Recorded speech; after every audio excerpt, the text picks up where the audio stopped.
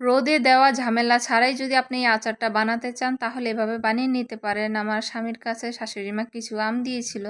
ভাবলাম আমগুলো ফেলে দিব কেন? আমগুলো এত আম তো আমি খেতে পারবো না একা। তাই একটু আচার বানিয়ে ফেলি। তারপর আমি YouTube দেখে একটা আচার বানিয়ে ফেললাম।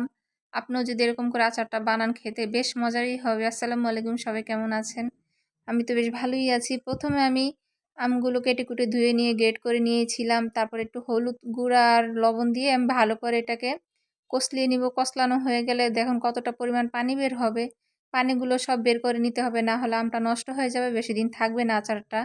তারপরে তো আমি সবগুলো পানি ঝরিয়ে নিয়েছি চিপে। তারপরে এই তো ফাইনালি আমার পানি ঝরা হয়ে গিয়েছিল। কতগুলা পানি হয়েছিল দেখুন।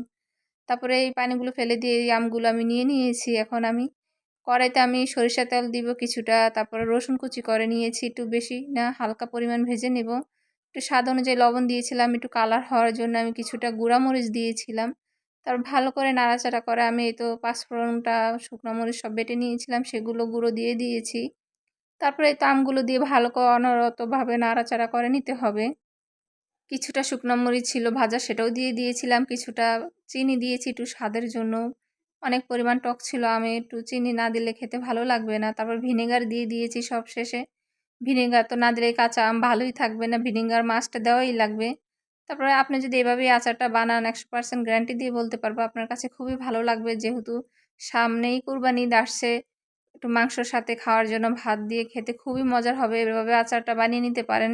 এখন বেশ কাঁচা আম পাওয়া যাচ্ছে বাজারে।